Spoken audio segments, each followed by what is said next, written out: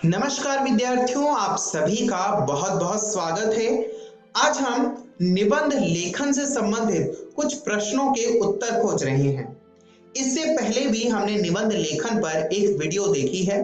उस वीडियो में हमने निबंध लेखन से संबंधित बहुत से प्रश्नों का उत्तर दिया है। आज की इस वीडियो में हम एक आदर्श निबंध को आधार बनाकर निबंध किस प्रकार लिखा जाए इस पर चर्चा करेंगे, उसकी प्रक्रिया को और बेहतर तरीके से समझेंगे। तो आइए जानते हैं आज की इस वीडियो के विषय बिंदु। आज की इस वीडियो में हम जानेंगे कि पिछली वीडियो में हमने क्या पढ़ा था, यानी पिछली वीडियो की पुनरावृत्ति करेंगे। पुनरावृत्ति करने के बाद हम निबंध लिखने की विधि पर विचार करेंगे कि निबंध आखिर लिखा कैसे जाए जो कि बेहतर हो और बेहतर अंक उससे प्राप्त हो, और एक उदाहरण से हम स्पष्ट करेंगे उस विधि को जिसका वर्णन हम पिछली वीडियो में भी कर चुके हैं। मुझे आशा है कि घर पर आपने निबंध लेखन का पर्याप्त प्रयास किया होगा, अभ्यास किया होगा। आइए आज की इस वीडियो में हम निबंध लेखन पर और विस्तार से चर्चा करते हैं, और मुझे आशा है कि आप घर जाकर अवश्य बहुत से निबंध लिखने का अभ्यास करेंगे, प्रयास करेंगे। तो तैयार हैं आप सभी? आइए शुरू करते हैं। आइए जानते हैं कि पिछली वीडियो में हमने क्या पढ़ा था। पिछली वीडियो में हमने जाना था कि निबंध को आरंभ, मध्य, अंत के क्रम में लिखते हैं। आरंभ को भूमिका कहते हैं, मध्य में विषय विस्तार किया जाता है और अंत में उपसंहार या निष्कर्ष दिया जाता है। और निबंध लिखने से पूर्व विषय पर पर्याप्त रूप से विचार किया जाना चाहिए, उसके पक्षों को समझना चाहिए, उसे उप विषयों में विभाजित कर लेना चाहिए जिससे अपने विचारों को व्यक्त करने में आसानी हो, सरलता की अनुभूति हो। और अपने शब्दों में भाषा का ध्यान रखते हुए हमें निबंध लिखना चाहिए, क्योंकि निबंध में आपकी लेखन शैली के माध्यम से आपकी भाषा कौशल को परखा जाता है। इसीलिए भाषा को साध्य मानते हुए निबंध में आपको अपने भाषा के शब्दों का प्रयोग करना है। आइए अब हम एक आदर्श निबंध को आधार बनाकर देखते हैं कि निबंध किस प्रकार लिखा जाना चाहिए। हमने पिछली वीडियो में एक बर्गर के माध्यम से निबंध लेखन पर चर्चा की थी। आज जिस निबंध के बारे में हम चर्चा करेंगे उस निबंध का विषय है काला धन। जैसा कि आप सभी को पता है कि हमें प्रारंभ में विषय की भूमिका बतानी है कि विषय को किस प्रकार से व्याख्या करनी है, विषय का औचित्य स्पष्ट करना है, और मध्य में विषय का विस्तार करना है। यानी अगर विषय किसी समस्या से संबंधित है तो उस समस्या पर विचार करना है, विभिन्न पक्षों पर विचार करना है उस समस्या के। जैसे काला धन है तो काला धन से संबंधित जो पक्ष हैं, विभिन्न पक्ष हैं, उस पर विचार करना चाहिए। इसके बाद हम विषय के अंत में विचार करेंगे कि इस समस्या को कैसे हल कर सकते हैं, इस समस्या का कैसे समाधान किया जा सकता है, वही उपसंहार होगा। तो आइए शुरू करते हैं। काला धन विषय पर निबंध लिखना सीखते हैं। भूमिका। भूमिका होता क्या है, आइए जानते हैं। भूमिका दरअसल किसी भी निबंध की शुरुआत होता है। भूमिका में निबंध की शुरुआत को बहुत ही सावधानी पूर्वक लिखा जाता है। निबंध का आरंभ सशक्त व प्रभावशाली होना चाहिए, जिससे पाठक अगर निबंध पढ़ना शुरू कर रहा है तो वो निबंध में रम जाए और उसे अंत तक पढ़े।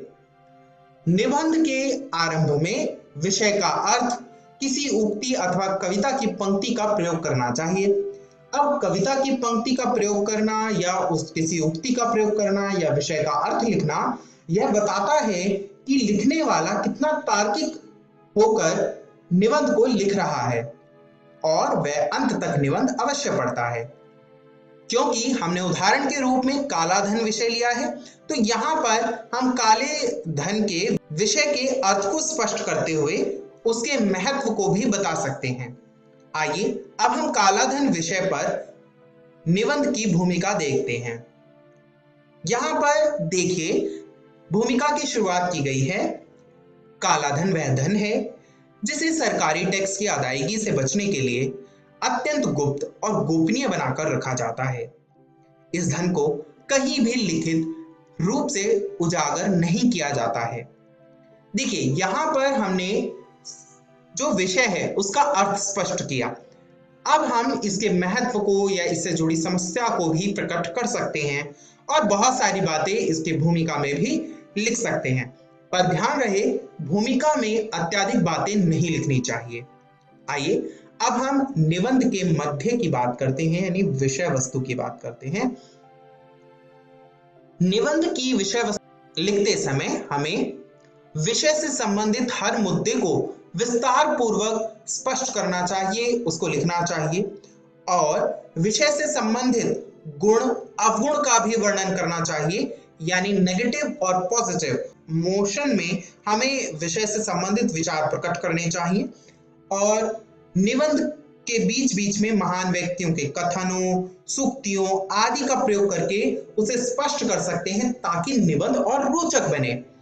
आप सभी ने अपनी पाठ्य पुस्तक में जो निबंध पढ़े होंगे उसमें देखा होगा कि निबंधकार किस तरह से सूक्तियों का प्रयोग करके निबंध को रोचक बना देता है। आइए अब हम काला धन विषय के संदर्भ में देखते हैं कि किस प्रकार निबंध का विस्तार किया जाएगा, निबंध के विषय का विस्तार किया जाएगा।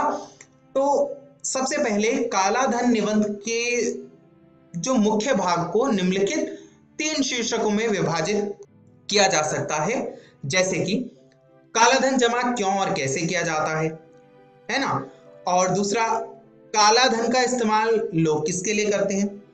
काले धन का इस्तेमाल बहुत सी बुराइयों के लिए किया जाता है ना। कोई अच्छे काम के लिए तो काला धन प्रयोग में नहीं लाएगा। और काले धन से होने वाले दुष्परिणाम हम इसमें लिख सकते हैं कि काले धन से हमें क्या क्या समस्याएं हो रही हैं। अब हम इन विषयों को विस्तार रूप से और भी डिटेल से लिख सकते हैं। तो ये हमारा हो गया विषय का विस्तार।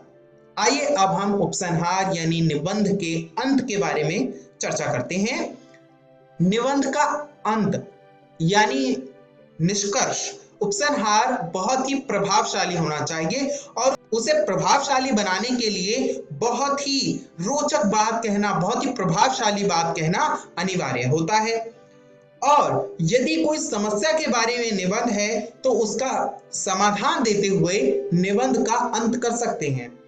सारे निबंध का सार उसमें आ जाना चाहिए, यानी जब हम समस्या का निष्कर्ष लिख रहे हो, समस्या या विषय पर विचार करके उसका निष्कर्ष लिख रहे हो, तो इस तरीके से लिखना चाहिए कि उसका समाधान भी हो और जो निबंध का सार है वह भी उसमें आ जाए। पर ध्यान रहे कि हमें उपसंहार लिखना है और उपसंहार छोटा होता है विषय वस्तु से, तो विषय वस्तु के जितना बड़ा नहीं लिखना है, थोड़ा शब्द सीमा का ध्यान रखते हुए लिखना है। और किसी उक्ति अथवा कविता की पंक्तियों का प्रयोग करना चाहिए। यदि कविता की पंक्तियों का प्रयोग करके आप निबंध का अंत करेंगे तो बहुत ही प्रभावशाली होगा। कैसे? क्योंकि जब पाठक होगा ये उसके मन पर अमिट छाप छोड़ जाएगा। पाठक उस निबंध को पढ़ने के बाद निबंध लेखक के बारे में, निबंधकार के बारे में और उस निबंध के विषय के बारे में भी सोचेगा, है ना। तो इसीलिए हमें निबंध का अंत जो है बहुत ही प्रभावशाली रूप से करना चाहिए। आइए अब हम काला धन के संदर्भ में उपसंहार किस प्रकार करेंगे देखते हैं। सबसे पहले कंक्लूजन लिखते समय यानी उपसंहार लिखते समय हम निम्नलिखित बिंदुओं में उपसंहार लिखेंगे। सबसे पहले काला धन को रोकने के उपाय, क्योंकि हमें समाधान लिखना है तो उपाय लिखेंगे। उपाय में हम बहुत सारी चीजें लिख सकते हैं, जैसे चुनावों में बड़ी कंपनियों पर चुनाव में राजनीतिक दलों को चंदा देने पर रोक लगा सकते हैं और काले धनधारियों से अपेक्षा कर सकते हैं कि वे स्वतः तथा स्वेच्छापूर्ण काले धन को प्रकट कर दें, है ना। हम उनमें आत्मीयता लाने की कोशिश करेंगे, है ना। उनके मन में हम आदर्श को जगाने की कोशिश करेंगे ताकि उनका हृदय परिवर्तन हो जाए।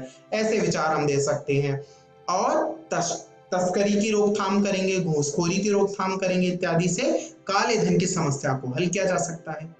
आप देखेंगे कि निबंध लिखना बहुत ही आसान काम है और किसी भी विषय पर, इस संसार में उपलब्ध किसी भी विषय पर निबंध लिखा जा सकता है। उसकी अपनी एक कहानी होगी, उसकी अपनी एक परिभाषा, सिद्धांत, अर्थ होगा, उसको स्पष्ट किया जा सकता है। तो विद्यार्थियों अपने आसपास समस्याओं को देखिए, उन्हें एनालाइज कीजिए और उस पर निबंध लिखने का प्रयास कीजिए ताकि परीक्षा की दृष्टि से आप तैयार हो सके। साथ ही साथ आप रोज समाचार पत्र पढ़ें। समाचार पत्रों में बहुत से निबंध आपको पढ़ने को मिलेंगे और उस निबंध को भी आप अपने निबंध की विषय वस्तु का आधार बना सकते हैं। आइए जानते हैं आज की इस वीडियो में हमने क्या सीखा।